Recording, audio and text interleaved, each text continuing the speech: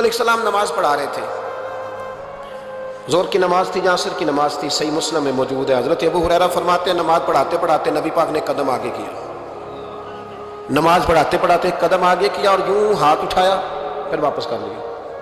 اب نماز پڑھ کے نا تو سلام پھیرا تو صحابہ عرض کرنے لگے یا رسول اللہ صلی اللہ علیہ وسلم وہ نماز میں پیر بھی آگے کیا تو ہاتھ بھی اٹھایا، تو وجہ کیا تھی؟ پہلا سوال تو یہ ہے کہ آپ لوگ نماز پڑھ رہے تھے یا حضور کو دیکھ رہے تھے؟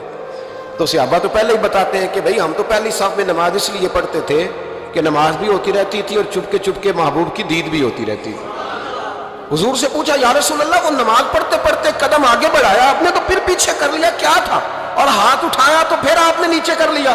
تو نبی کریم فرمانے لگے نماز پڑھاتے پڑھاتے جب میں نے کہا نا سمیع اللہ لمن حمیدہ، اچانک میری نظر اٹھی تو جنت میں چلی گئی، نظر اٹھی تو جنت میں، تیرے لیے 2-4 قدم عرش بری ہے۔ تو محبوب فرماتے ہیں جب میری اوپر نظر گئی نا تو میں نے دیکھا کہ انگوروں کا ایک خوشہ لٹک رہا ہے جنت میں، تو میں نے ہاتھ بڑھایا کہ توڑ لوں۔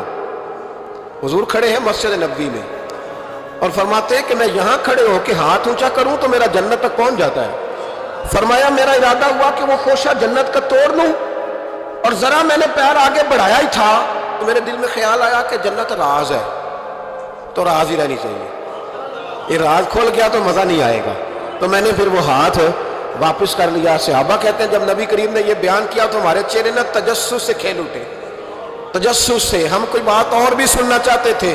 تو محبوب فرمانے لگے اگر میں وہ خوشہ توڑ کے لے آتا اور تمہیں دے دیتا تم قیامت تک بھی کھاتے رہتے تو تم سے ختم نہیں ہونا تھا۔